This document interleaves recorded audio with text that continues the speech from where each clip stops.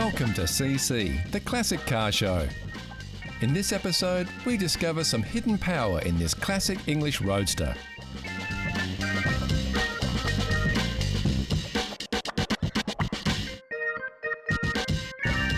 We test your classic car knowledge in Know Your Chrome. Also on the show, a great way to get yourself a sought-after Cooper. Plus, an unusual Alpha, a very muscly US classic of tomorrow, and some classic racing action.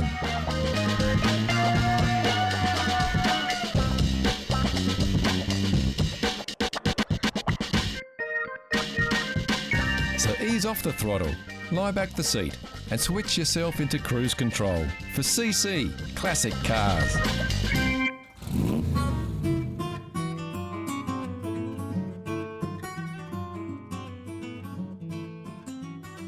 What could be better than a classic drive through the countryside, with a quick stop at the village green? As locals tend to their gardens, an everyday English roadster cruises down the lane and all is well in this quaint little hamlet. But not everything is quite as it seems. Something isn't right. Are the roses blooming too late this season? Is it Sunday already? Or is it that massive roar from this little MGB?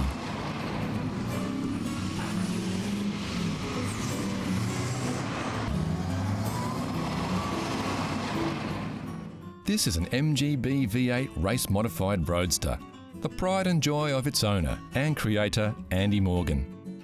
About 10 years ago, I had the opportunity to drive a friend's car, which was an MGB with a V8 in it. And I was so taken by it that I thought I would like to build one myself, and then deciding what sort of engine you want to put into it. And of course we chose the last version of the Rover V8. The Rover V8 was very, very popular, starting its life as a Buick V8, an American-designed aluminium V8 that Rover built to the same specifications. It went into many performance cars from the late 60s into the early 80s. Cars like the Triumph TR8, the Morgan Plus 8, and the Rover sedans and coupes of the time. It was quite widely used for UK sport car production. Its great advantage, of course, was that it was a very lightweight and powerful engine, and very suitable for modifications. The engine was completely disassembled and fully balanced with ported heads, roller rockers, extractors and a modified fuel injection system. The drivetrain was replaced with a 5-speed Toyota Supra gearbox and a Ford Fairlane limited slip diff in the rear. The whole suspension geometry has been changed and strengthened to be certified for public road use, as this vehicle was not only to be a road vehicle but something that could compete on the racetrack.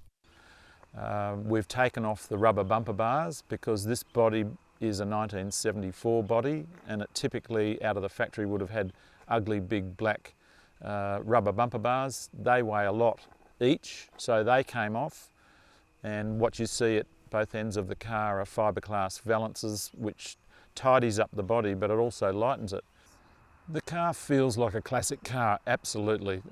It rides on the road a lot more roughly than a modern car with modern suspension. So there's absolutely no doubt that after all this expense that I've got a classic car.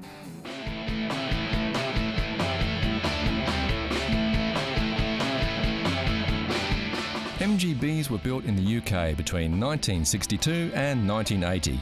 Originally a convertible roadster, the MGB was also released as a coupe 2+2, although this model struggled to compete with the soft top. The V8 only went into the GT body. The factory was originally going to proceed with the V8 in the Roadster, but unfortunately in 1980 the production of the MGB ceased and the V8 Roadster never happened. And there's an interesting story behind that because Costello Engineering in London actually showed them what to do and impressed them so much they decided to build their own factory MGB GT V8. And that's really why I've chosen the Rover V8 for this car, because it's not a foreign body, it's what the factory originally designed to do, except that I've taken the last version, which is fuel injected. What this car also has going for it is it's a beautiful car that's been fully restored. All of the suspension has been rejigged, rebrushed with modern brushing, and the engine has got an incredible amount of performance.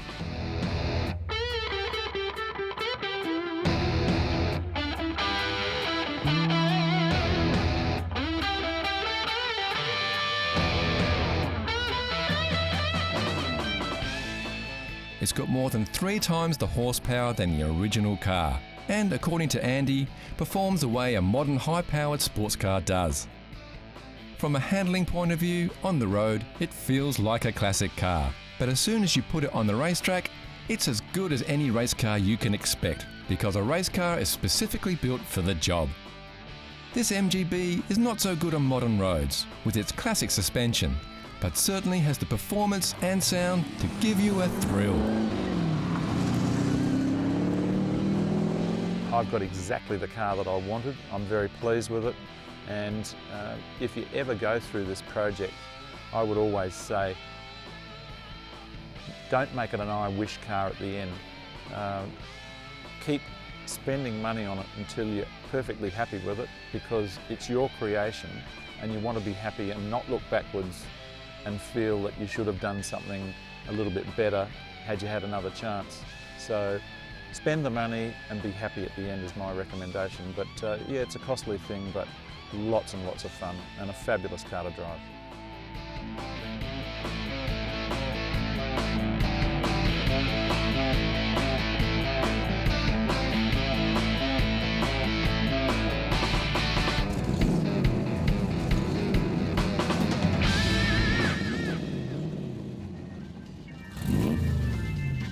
Here's a challenge for all you classic car fans.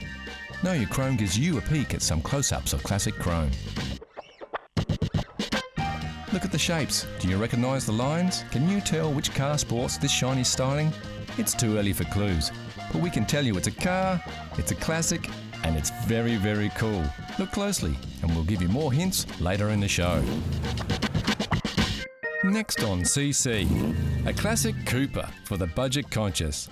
A mean machine that well may be a classic of tomorrow, and a unique Italian with a Canadian name.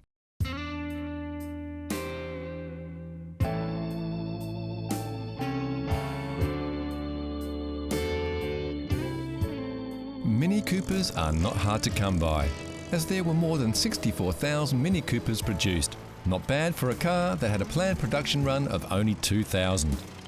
The challenge for fans of the car hoping to snap one up are that the current owners of these famous little runabouts are reluctant to sell. So they've pushed up the value, and the only way to get your hands on one is to pay up to $35,000 US, or £20,000 for a good one. Or get a cheap old clunker and restore it. Here is one of those clunkers, a Morris Mini Cooper looking for some care and attention. It doesn't exactly set the world ablaze with excitement and has seen much better days. This Mini, though, is an excellent opportunity for a classic car makeover, which is why Paul Elliott, a classic car fan and restorer, has snapped it up for himself. It's a 1964 998 Mini. We wanted a 998 and we wanted one that wasn't rusty and was fairly complete, and pretty much it's much better than the ones we've had in the past, so we decided to go with this one and restore it. To restore this car, we pretty well have to do everything on it. So we're going to look at all of the mechanical components, the engine, the clutch, the gearbox, the braking system. It will need to be repainted, and we'll also do the trim and upholstery as well. This car was chosen for restoration as although it's well and truly off the road, it has very little rust for its age, mostly just in the driver's side door. The shell of the car is very sound. It's important when choosing a car for restoration that you don't invest in a vehicle that's too far gone. If you can't discern for yourself if a vehicle is too rusty or has had too much accident damage, get some advice. You can easily buy yourself an expensive lump of scrap metal or an unrealistic restoration bill if you're not sure what you're doing.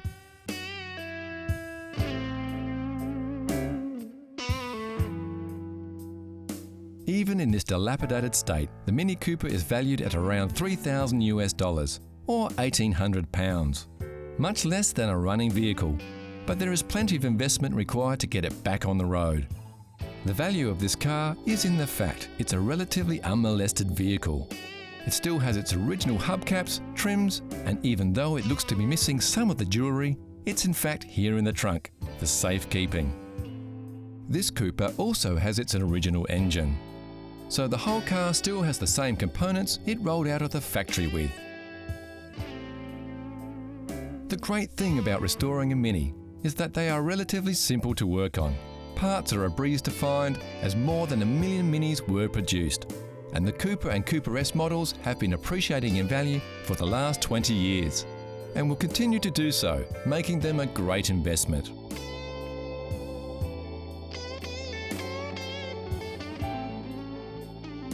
When we look at a relic like this, we can see why people get so excited about restoring classic cars. As far as a project goes, this little British racing green Mini Cooper is a fantastic opportunity to revive a piece of motoring history, while having some fun too, and it would be a relatively easy restoration job. Parts are easy to find, the car is complete, and it won't take up too much room in your garage.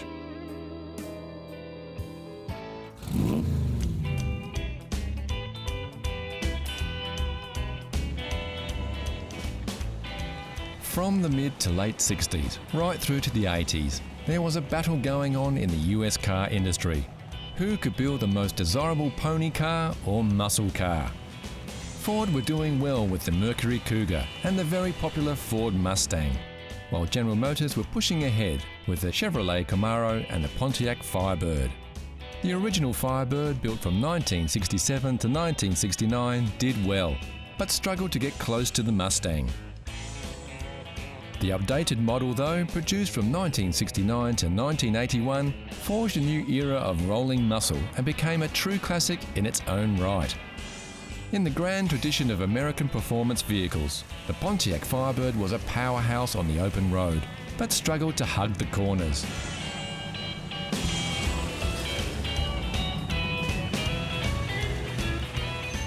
Sure, we may be getting out of strictly classic territory here, but this is the Pontiac Firebird Trans Am, popularly known as just the Trans Am, and was built in 1980. Although this is an 80s model, the car is essentially the same as the models rolling off the production line in the early 1970s, with a few minor styling changes. A small block Chevrolet 305 V8 power plant, distinct styling and a unique look, even today. If anything, the evolution of the car happened mostly around the chiseled nose of this vehicle, with a change in headlamp shape and a more angular look in its later life.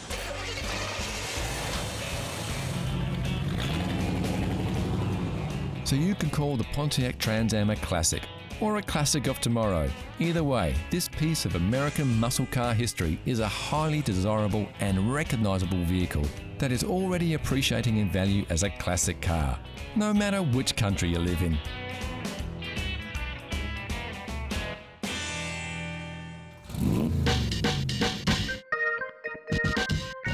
For some, there's nothing better than a day cruising the hills, taking it easy and simply enjoying the beautiful countryside around them. For others, it's the high-speed thrill of the racetrack. For a few, even this is not enough. Not only do some classic and vintage car owners push their vehicles to their limit, but they even do it in unique examples of motoring history that are irreplaceable and sometimes priceless. Take these fine examples of vintage race cars that are still working as hard today as the day they first hit the track, some of them over 70 years ago.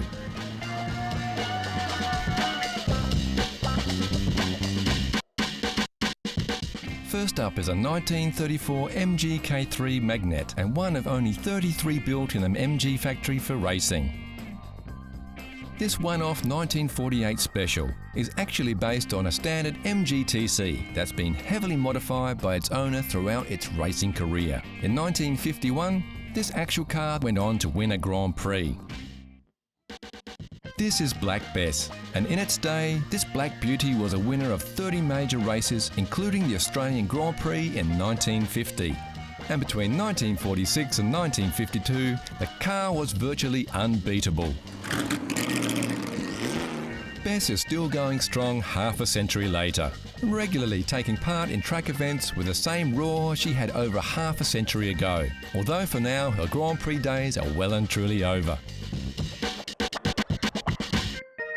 Most classic cars were built for daily commuting and Sunday afternoon jaunts. Many others were built for racing on the track, and what better way to get the most from your investment than to get behind the wheel at classic and vintage race days. So how well did you go with your first peek? How well did you know your chrome? Here's a quick update. Did you guess it right away, or are you still pondering? Take a look at these shots. We're showing you a little more of the car here, so you should be able to pick it. The answer is coming soon.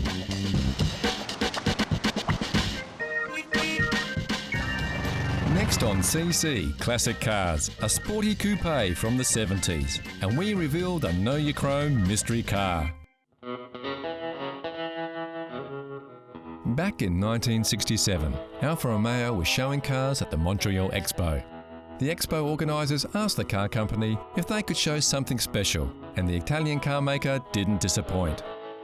On the show floor, an unnamed concept car was revealed to the world for the first time. Designed by Marcel Gandini at Bertoni, the vents behind the cabin on the rear pillars gave the impression of a mid-engine supercar. But for unknown reasons, a more traditional mechanical layout was chosen.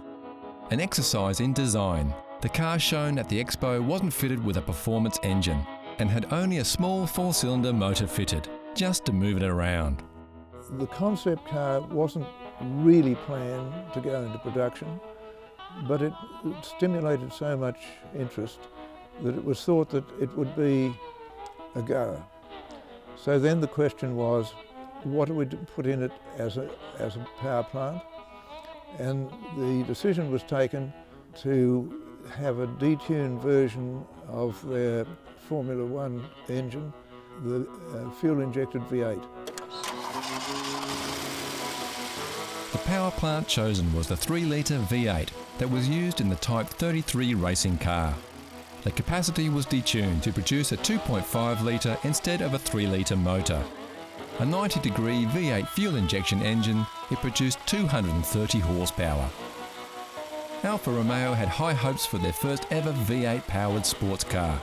The buzz from the Expo had boosted the confidence of the car maker, and they made big plans for the Montreal.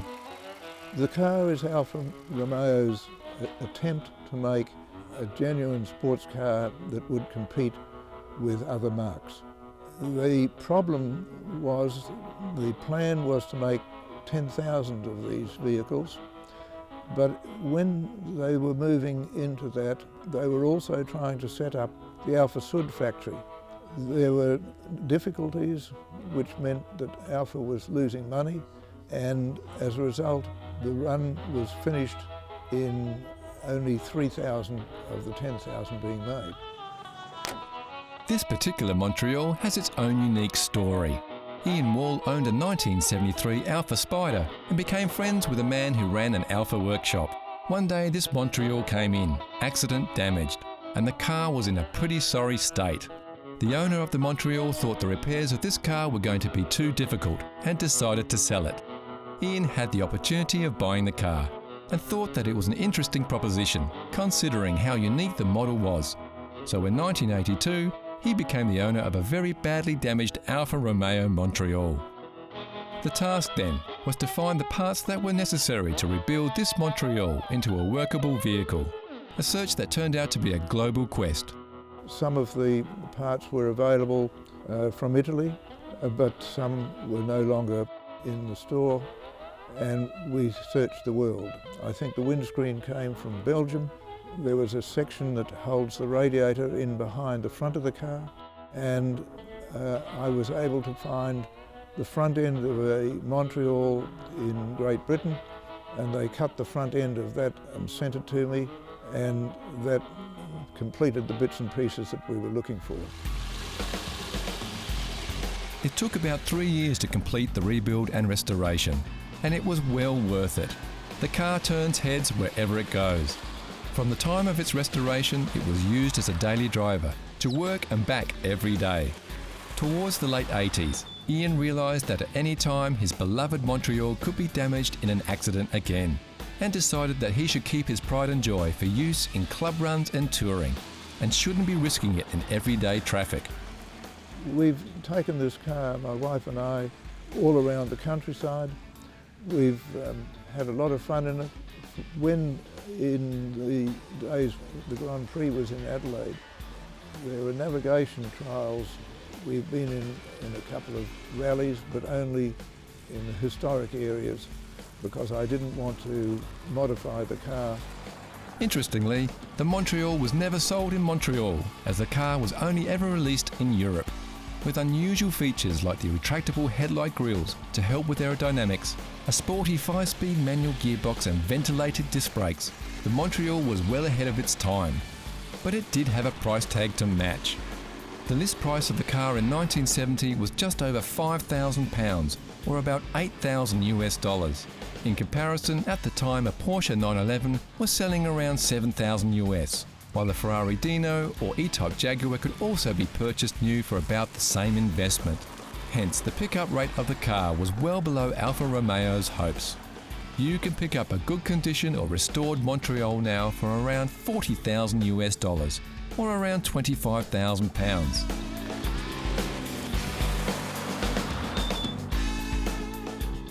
Produced from 1970 to 1977, the Alfa Romeo Montreal is remembered for its unique styling, its blistering pace, and the fact that to this day, it's the only V8 Alfa Romeo ever built for the car-buying public. The Alfa Montreal is actually a much overlooked motor car. It's a very nice car to drive. It has some characteristics that are a little bit unfortunate perhaps, but it talks to you through the steering. It's a very pleasant car with its 5-speed gearbox to drive. It has a very nice exhaust note, and the ladies think it's splendid. So how well did you know your chrome? If you said it was a 1963 Jaguar E-Type, you'd be right. Built in the UK from 1961 to 1975, the E-Type was inspired by the racing Jaguars that were so successful in the 1950s. Designed by the racing team, the E-Type Jaguar is considered by many to be the most beautiful car ever produced, and we tend to agree.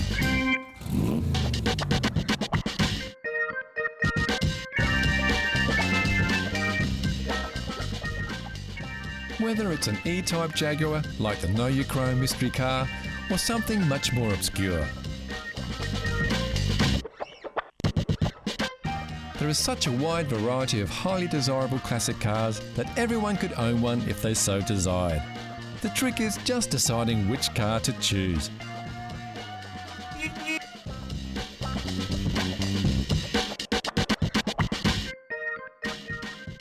Every country has its own unique selection of yesteryear's motoring history, and we love them all on CC Classic Cars.